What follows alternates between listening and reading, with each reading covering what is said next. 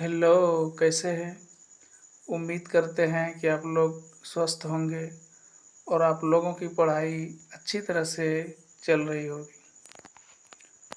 तो आइए बिना समय गंवाए हम लोग कक्षा 10वीं के रसायन शास्त्र के पहले लेसन रासायनिक अभिक्रिया एवं समीकरण का टॉप 25 MCQ लगाते हैं और देखते हैं कि हम लोगों की तैयारी कैसे चल रही है।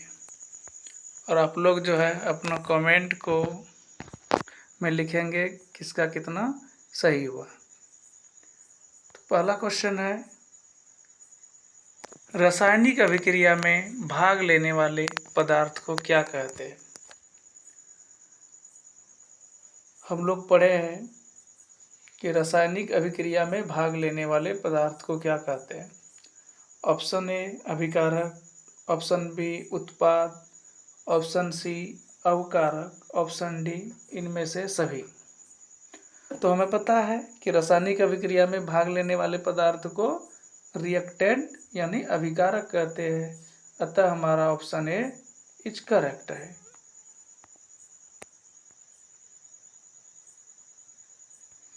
नेक्स्ट आगे बढ़ते हैं सेकेंड क्वेश्चन की ओर। दूसरा क्वेश्चन है, किसी रासायनिक अभिक्रिया के दौरान बनने वाले नए पदार्थ को कहा जाता है। सेकेंड क्वेश्चन है, किसी रासायनिक अभिक्रिया के दौरान बनने वाले नए पदार्थ को कहा जाता है। पहला ऑप्शन है अभिकारक, दूसरा है उत्पाद, तीसरा है उत्प्रेरक और चौथा है अवकारक। तो हमें पता है कि जब भी कोई अभिक्रिया होती है उसके संपन्न होने के बाद जो नए पदार्थ बनता है वह है प्रोडक्ट, उत्पाद। तो इसका करेक्ट आंसर बी उत्पाद हो जाएगा। नेक्स्ट अगले क्वेश्चन की ओर बढ़ते हैं, तीसरे क्वेश्चन की ओर। तीसरा क्वेश्चन है, निम्न में से कौन सा एक संतुलित रासायनिक समीकरण है। आपको बताना है कि कौन सी रासायनिक समीकरण संतुलित है। ऑप्शन ए है 3Fe प्लस 4H2O और उत्पाद में है Fe3O4 plus 4H2। Option B है Fe प्लस 4H2O प्रोडक्ट के तौर पर है Fe3O4 plus H2O। Option C है 3Fe प्लस 4H2O प्रोडक्ट में है Fe3O4 प्लस H2।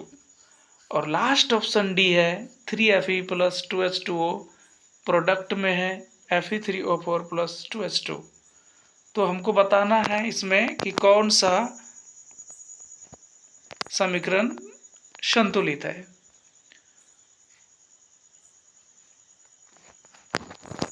सबसे पहले हम समीकरण को संतुलित करने के लिए किन बातों पर ध्यान देते हैं कि जो अभिकारक है और जो उत्पाद है उनके परमाणुओं की संख्या समान होना चाहिए। तो चेक करते हैं किसमें समान है और किसमें नहीं है। अगर बात हम करते हैं ए ऑप्शन का, तो उसमें आयरन भी 3 टाइम्स है अभिकारक में और उत्पाद में भी Fe 3 टाइम्स है। हाइड्रोजन 4 दूनी 8 बार आया है तो उत्पाद में भी 8 बार आया है। ऑक्सीजन भी 4 बार अभिकारक में है और उत्पाद में भी 4 बार आए।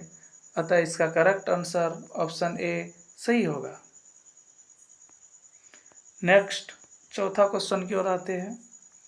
निम्नलिखित में कौन सा एक संतुलित समीकरण नहीं है। आपको बताना है कि कौन सा समीकरण संतुलित नहीं है। ऑप्शन ए है हाइड्रोजन प्लस क्लोरीन मिलके हाइड्रोजन क्लोराइड दे रहा है। दूसरा ऑप्शन है हाइड्रोजन और ऑक्सीजन मिलके जल दे रहा है। तीसरा है लेड नाइट्रेट और उधर है lead oxide. NO2 nitrogen dioxide और ऑक्सीजन। चौथा है CaO+H2O यानी COH का होल 2। तो आपको बताना है कौन समीकरण संतुलित नहीं है, संतुलित नहीं है आपको बताना है। तो हम ऑप्शन सी के ऊपर अगर ध्यान दें तो वहाँ नाइट्रेट जो है NO3 2 टाइम्स आया है, यानी कि नाइट्रोजन जो है वो 2 टाइम्स आया है अभिकारक में, जबकि उत्पाद में एक ही टाइम्स नाइट्रोजन है। और ऑक्सीजन भी 6 टाइम्स है अभिकारक में, लेकिन उत्पाद में ऑक्सीजन 5 टाइम्स है। अतः आपका जो होगा करेक्ट ऑप्शन सी होगा, जो कि संतुलित नहीं है। अगले क्वेश्चन की ओर बढ़ते हैं। अगला क्वेश्चन है निम्न में कौन विस्थापन अभिक्रिया का उदाहरण है। आपको पता है कि विस्थापन अभिक्रिया में क्या होता है, किसी यौगिक में उपस्थित कम अभिक्रियाशील तत्व को जो अधिक अभिक्रियाशील तत्व है उसको विस्थापित कर देता है, उसको विस्थापन अभिक्रिया कहेंगे। तो ऑप्शन ए है कैल्शियम कार्बोनेट। कैल्शियम कार्बोनेट को तोड़ने के बाद कैल्शियम ऑक्साइड और कार्बन डाइऑक्साइड बनता है, जो कि वियोजन अभिक्रिया का उदाहरण है। ऑप्शन बी है कैल्शियम ऑक्साइड प्लस जल, जो कैल्शियम हाइड्रोक्साइड देता है। तो यहाँ भी यह उष्माक्षेपी है। और तीसरे नंबर में है आयरन प्लस कॉपर सल्फेट, तो यह फेरस सल्फेट प्लस कॉपर देता है। और चौथा नंबर है sodium hydroxide plus hydrochloric acid, तो सोडियम क्लोराइड और जल देता है। यानी आपका जो ऑप्शन सही होगा, करेक्ट होगा, वह सी होगा। यानी जब हम कॉपर सल्फेट विलयन में लोहे के कील को डुबाते हैं तो वहाँ उस विलयन से कॉपर का विस्थापन हो जाता है। तो करेक्ट आंसर सी है। अगले क्वेश्चन की ओर बढ़ते हैं। अगला क्वेश्चन है आपका 6ठा नंबर, और इसमें है एक इक्वेशन दिया गया है, समीकरण दिया गया है, और यह समीकरण जो है हाइड्रोजन और ऑक्सीजन मिल करके जल देता है। तो आपसे पूछा जा रहा है यह किस प्रकार की अभिक्रिया है।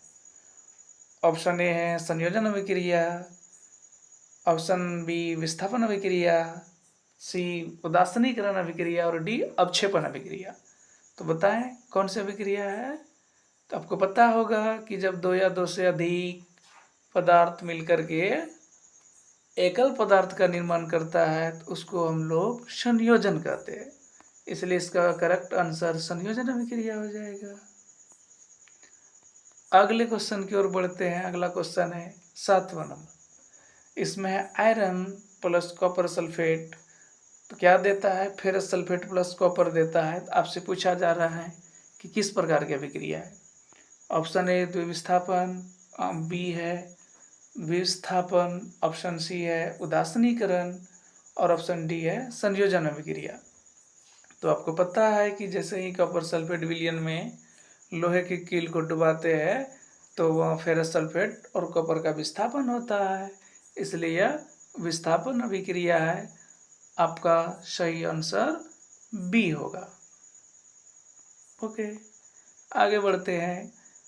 क्वेश्चन नंबर 8वां। क्वेश्चन नंबर 8 किया है सोडियम सल्फेट है और बैरियम क्लोराइड है। क्या दे रहा है, उत्पाद में है बैरियम सल्फेट और सोडियम क्लोराइड।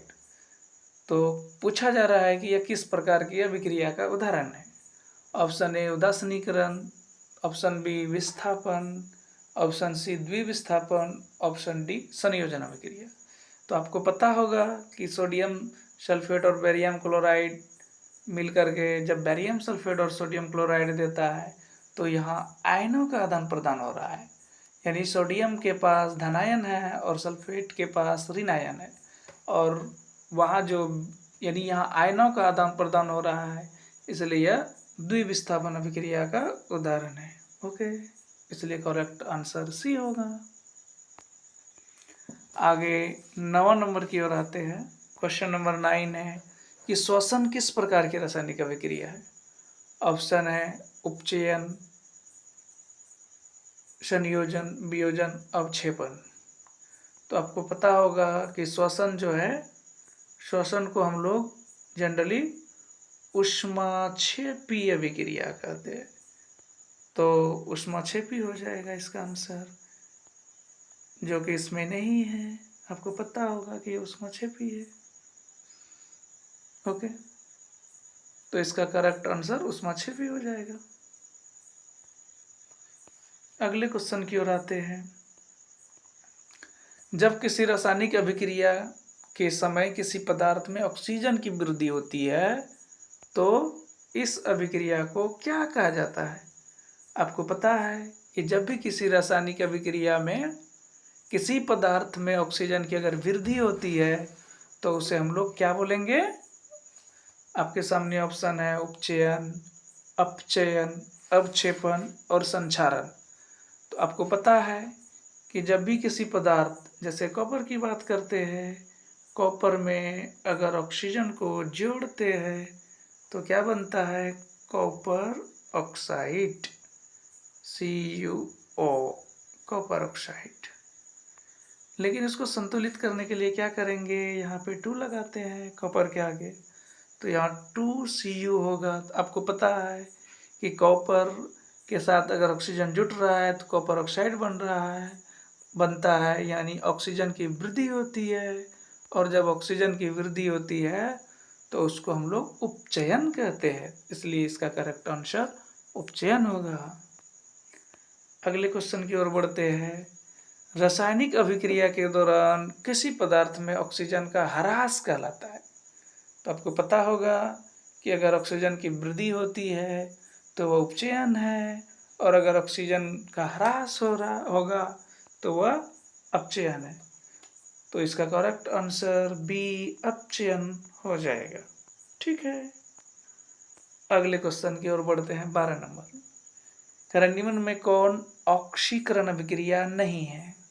तो ऑक्सीकरण अभिक्रिया नहीं है, यह पूछा जा रहा है कि ऑक्सीकरण अभिक्रिया नहीं है। श्वसन है, ऑप्शन ए, दूसरा भोजन का पाचन है, तीसरा दहन है और चौथा अवक्षेपण है। तो कौन ऑक्सीकरण अभिक्रिया नहीं है?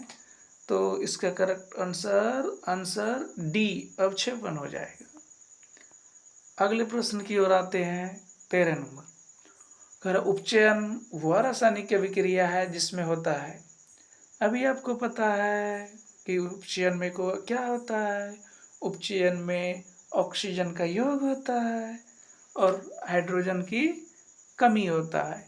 तो यहाँ केवल ऑक्सीजन का योग दिया है option A, option B hydrogen का योग दिया है, और ऑप्शन सी नाइट्रोजन का त्याग दिया है, और ऑप्शन डी में से कोई नहीं।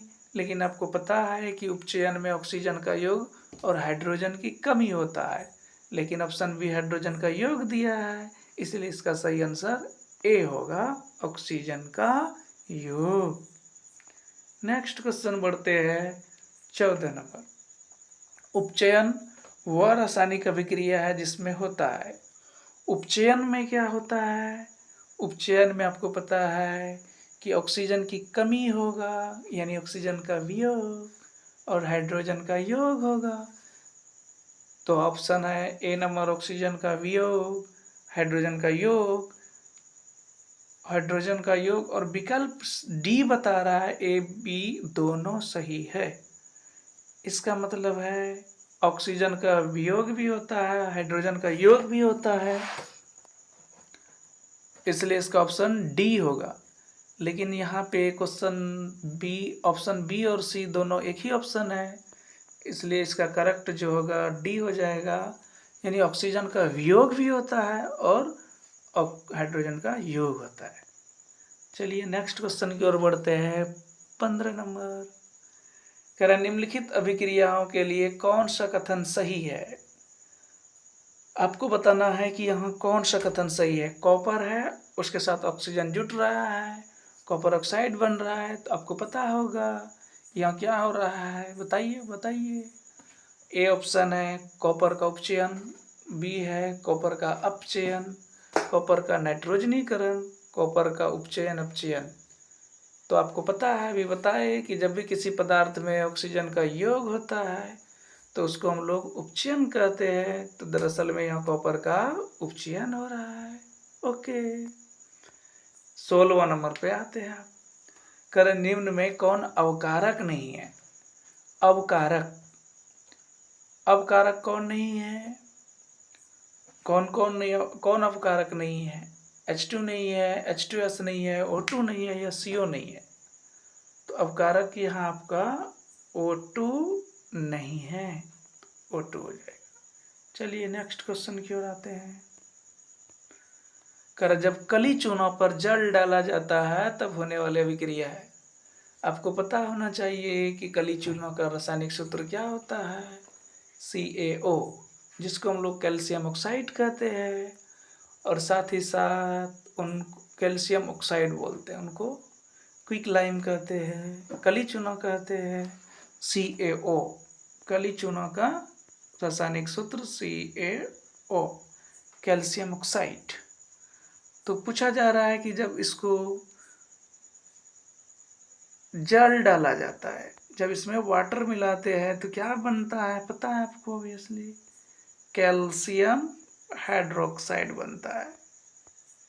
और इस अभिक्रिया को किस नाम से हम लोग जानते हैं? यह जो रिएक्शन होती है तो ये आपका ऊष्माक्षेपी है। आंसर करेक्ट ए हो जाएगा, ऊष्माक्षेपी। नेक्स्ट 18 नंबर क्वेश्चन पे आते हैं। कॉपर है और ऑक्सीजन है, मिल करके कॉपर ऑक्साइड दे रहा है। फिर से वही क्वेश्चन रिपीट हो गया 18वें नंबर में, तो आपको पता होगा। तो यहाँ क्या हो रहा है? नहीं, पूछा जा रहा है कि यह किस प्रकार की अभिक्रिया है। सॉरी, रिपीट नहीं है, क्वेश्चन अलग है। किस प्रकार की अभिक्रिया है यह पूछा जा रहा है। एक ऑक्सीकरण अभिक्रिया है, एक अवकरण अभिक्रिया है, एक उदासीनीकरण अभिक्रिया है, एक वियोजन अभिक्रिया है। आपको बताना होगा। तो यहाँ क्या हो रहा है? अब तो पता चल रहा है कि यहाँ ऑक्सीजन की वृद्धि हो रही है, तो इसका ऑक्सीकरण अभिक्रिया हो जाएगा, क्योंकि कॉपर के साथ ऑक्सीजन जुट रहा है। 19वां नंबर है, बता रहे हैं कि निम्न में कौन उदासीनीकरण अभिक्रिया का उदाहरण है। आपको उदासीनीकरण अभिक्रिया बताना है कि कौन उदासीनीकरण है। पहला ऑप्शन है कैल्शियम कार्बोनेट को तोड़ रहे हैं, कैल्शियम कार्बोनेट को तोड़ देंगे तो वह वियोजन हो गया। कैल्शियम ऑक्साइड को जल में घोलेंगे तो कैल्शियम हाइड्रोक्साइड होगा, जो कि ऊष्माक्षेपी है। कॉपर सल्फेट सॉल्यूशन में आयरन को डालेंगे, फिर सल्फेट और कॉपर का विस्थापन होगा, जो विस्थापन अभिक्रिया है। ऑप्शन डी सोडियम हाइड्रोक्साइड, जो एक क्षारक है, HCl जो एक लवण है, और मिल करके HCl जो एक अम्ल है, अम्ल है, HCl हाइड्रोक्लोरिक अम्ल, और NaOH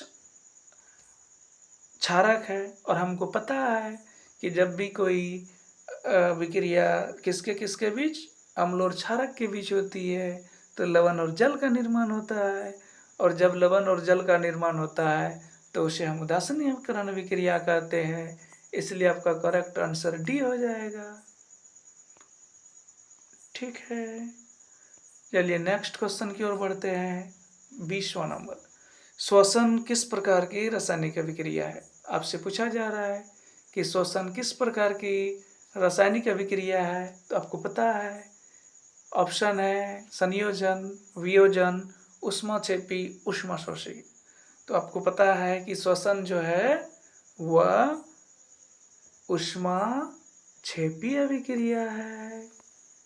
ओके, चलिए नेक्स्ट क्वेश्चन की ओर बढ़ते हैं। आपसे पूछा जा रहा है कि अमोनिया के अणु में नाइट्रोजन एवं हाइड्रोजन के कितने परमाणु हैं। अमोनिया का रासायनिक सूत्र होता है NH3, अमोनिया NH3 होता है। अब आप यहाँ से पता कर सकते हैं कि नाइट्रोजन और हाइड्रोजन के परमाणु की संख्या का अनुपात क्या है। नाइट्रोजन एक बार आया है, हाइड्रोजन 3 टाइम्स आया है, तो 1:3 हो जाएगा आपका। तो कौन सा ऑप्शन है? आपको पता है कि ऑप्शन डी 1:3 है, इसलिए इसका करेक्ट आंसर 1:3 होगा। अगले क्वेश्चन की ओर बढ़ते हैं। 22 नंबर, अपघटन अभिक्रिया का उदाहरण है। अपघटन आपको पता है, वियोजन अभिक्रिया को अपघटन कहते हैं। वियोजन में क्या होता है या अपघटन में क्या होता है? इसमें एक तत्व यौगिक जो है दो या दो से अधिक यौगिकों में, या एक पदार्थ जो है दो या दो से अधिक पदार्थों में विघटित होता है। तो आपको पता चल गया होगा कि कौन सा इसका करेक्ट आंसर है, ए, बी, सी या डी। देखो, बी में संयोजन हो रहा है, जबकि डी जो है, सी जो है आपका, वहाँ आपका उदासीनीकरण है, और डी जो है यहाँ भी वही है, उदासीनीकरण है। तो ऑब्वियसली इसका आंसर ए हो जाएगा, क्योंकि एक पदार्थ दो या दो से अधिक पदार्थ में टूट रहा है, यही विघटन है। ओके, ए करेक्ट आंसर है। 23 नंबर सवाल पे आते हैं। जिंक है और ऑक्सीजन है, मिलके जिंक ऑक्साइड दे रहा है। तो बताइए यहाँ क्या हो रहा है? यह उपचयन है, विस्थापन है, उदासीनीकरण है या अपघटन है? तो आपको पता है कि जिंक जो है वो ऑक्सीजन के साथ जुट रहा है और मिलकर के जिंक ऑक्साइड दे रहा है। तो किन की वृद्धि हो रही है? ऑक्सीजन की। और आपको पता है कि जब ऑक्सीजन की वृद्धि होती है उसको उपचयन कहते हैं। तो करेक्ट आंसर उपचयन हो गया। ओके, नेक्स्ट क्वेश्चन 24 नंबर पे आते हैं कि अभिक्रिया CaO प्लस H2O, बस वही कली चूना को पानी में डाल रहे हैं। तो कैल्शियम हाइड्रोक्साइड यानी आपका जो पिक लाइम है उसको पानी में वाटर में डालने के बाद स्लैग्ड लाइम बनता है। कैल्शियम कार्बोनेट को पानी में देने के बाद यहाँ जो कैल्शियम हाइड्रोक्साइड बनता है। तो यह कैसी अभिक्रिया है? वियोजन है, संयोजन है, या फिर योगशील है, या प्रतिस्थापन है? तो आपको पता है कि यहाँ जो अभिक्रिया हो रही है, तो यहाँ कौन सी अभिक्रिया है? यह संयोजन ऊष्माक्षेपी अभिक्रिया है। तो यानी यहाँ संयोजन हो गया। ठीक है, नेक्स्ट क्वेश्चन और अंतिम क्वेश्चन पे आते हैं। अंतिम क्वेश्चन है, निम्न में कौन द्विविस्थापन अभिक्रिया का उदाहरण है? आपको बताना है डबल डिस्प्लेसमेंट रिएक्शन का कौन उदाहरण है। आपको खुद पता है, आप पढ़े होंगे। ये द्विविस्थापन अभिक्रिया में आयनों का आदान प्रदान होता है। तो कौन है बताइए? ऑप्शन ए है कैल्शियम कार्बोनेट का ब्रेकडाउन हो रहा है, वो तो वियोजन है। दूसरा है कैल्शियम ऑक्साइड को जल के में मिलाने पर, जो कि आपका ऊष्माक्षेपी संयोजन है। तीसरा है कॉपर सल्फेट सॉल्यूशन में आयरन की कील डालने पर कॉपर का विस्थापन होगा, ये तो विस्थापन है। द लास्ट आपका है सोडियम सल्फेट और barium chloride, barium sulphate sodium chloride बनता है। यानी आपका ऑप्शन डी करेक्ट है, जो कि द्विविस्थापन है। यहाँ आयनों का आदान प्रदान हो रहा है, इसलिए इसका करेक्ट ऑप्शन डी हो जाएगा। तो बताएं आप 25 में से कितने नंबर लाएं? आप लोग कमेंट बॉक्स में बताएंगे कितना मार्क्स लाया। और हाँ, यदि आपको यह वीडियो पसंद आए तो चैनल को सब्सक्राइब करें, वीडियो को लाइक करें। थैंक्स, मिलते हैं अगले वीडियो के साथ। तब तक आप लोग हंसते रहें, मुस्कुराते रहें।